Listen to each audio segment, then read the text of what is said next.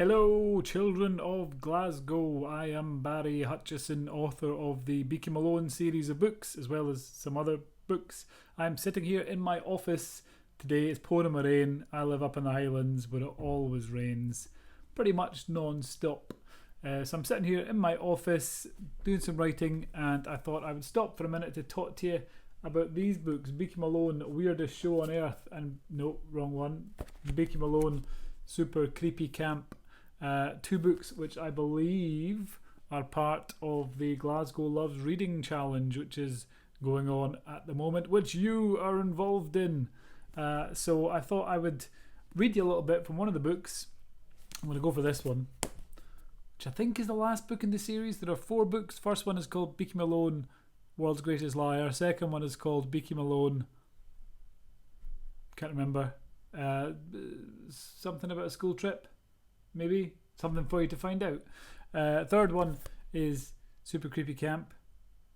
Maybe that's the wrong order. Fourth one is Weirdest Show on Earth. You'd think I would remember these things, given that I wrote them, but I don't remember very much about anything, I'm afraid. But I did definitely write these, so I'm going to read a little bit to you.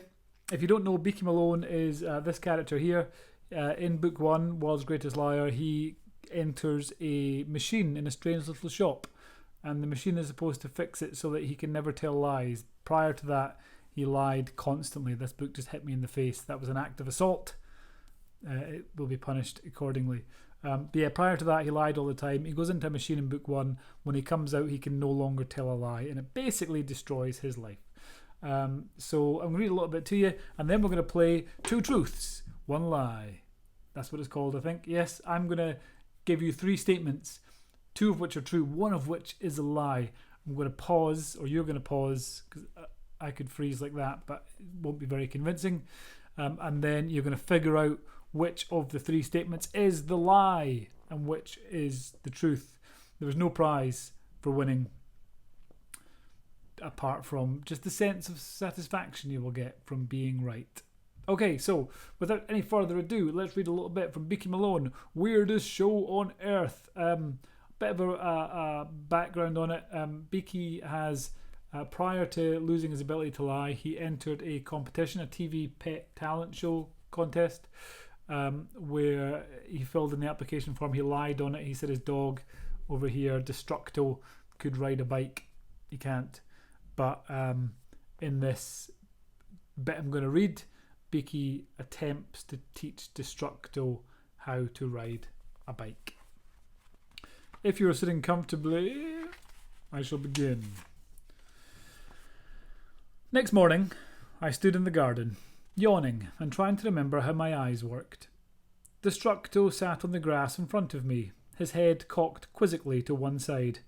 Beside him was my bike, propped up against the side of the bin. Come on, it's riding a bike, I muttered, wiping the crusts of sleep from my eyes. It's not rocket science.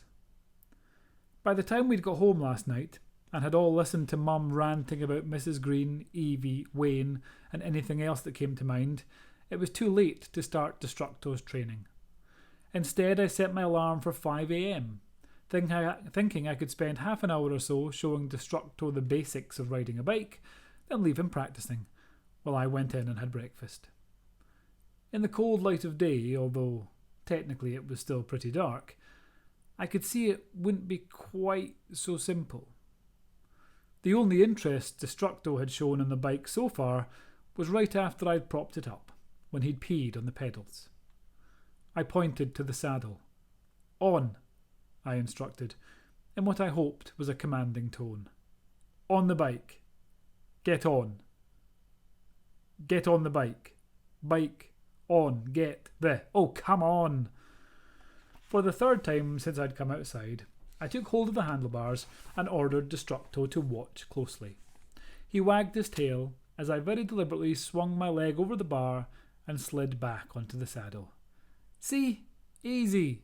I've been doing this since I was 6. I hopped off and pointed to the saddle again. Your turn. Destructo didn't move. Right, fine, I sighed, reaching into my pocket. Will you do it for a biscuit? I brought out the bone-shaped dog treat. Destructo immediately snatched it from my fingers and swallowed it whole. He sat down again, eyeing my pocket expectantly and licking his chops. Going well? I turned to find my sister Jodie standing on the back step, a mug in her hand. Not really, I admitted. Yeah, didn't think so, she said. By the way, you know Mum said I'd do all your chores for a fortnight. I grinned. Oh yes. Yeah, not happening, said Jodie. But Jodie gave me the evil eye. Okay, fair enough, I muttered. Then I turned back to Destructo, who was busy licking his foot. I don't understand it. Why won't he get on the bike? I asked. Because he's a dog? Jodie suggested.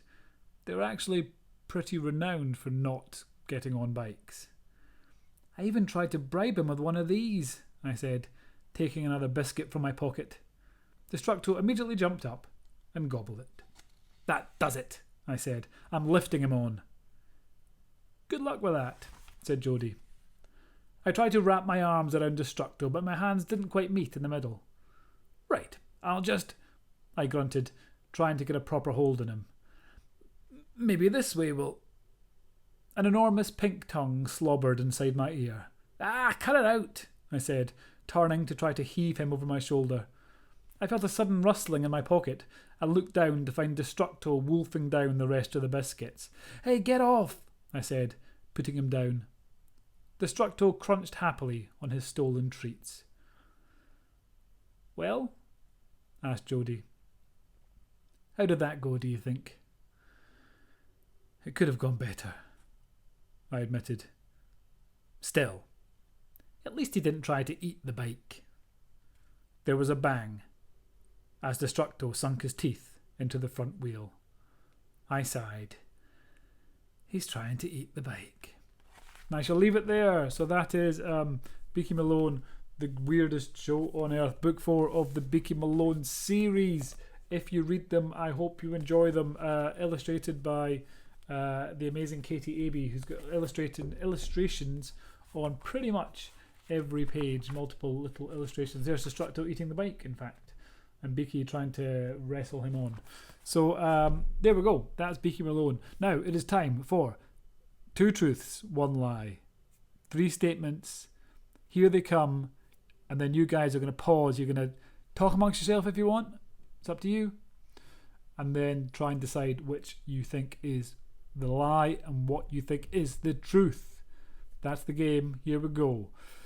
Statement number 1. I, Barry Hutchison, have written over 150 books. That's statement 1. Statement 2. My first book was called The Shark-Headed Bear Thing. That was statement 2. Statement 3. I, Barry Hutchison, have co-written a book with the author Roald Dahl. So that's the 3 statements. 1. I have written over 150 books. 2. My first book was called The Shark-Headed Bear Thing.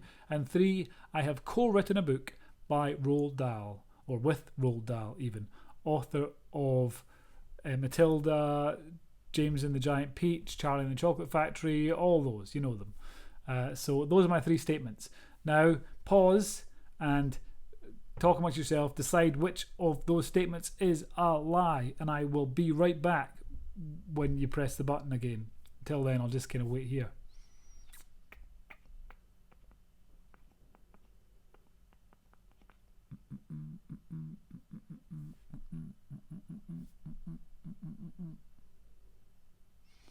Right, you're done. You're back. Good.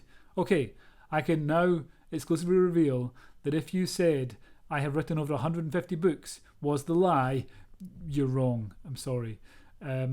If you said that I have co-written a book with Roald Dahl was the lie, then you're also wrong, because I have. Technically, if you said my first book was called The Shark-Headed Bear Thing, if you said that was the lie, you're correct. Well done. That was about my 20th book, 30th book. My first book was called Mr. Mumbles, part of the Invisible Fiends series. The Shark-Headed Bear thing came much later. But I did write a book called The Shark-Headed Bear thing.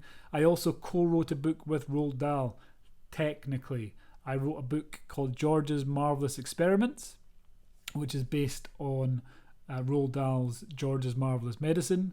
And there are lots of bits from George's Marvellous Medicine in the book. And if you look it up at the British Library, which registers all books in the country, then me and Roald Dahl are down as co-authors, even though he died many, many years ago. Apologies if you're just finding that out now for the first time. Sadly, he's no longer with us.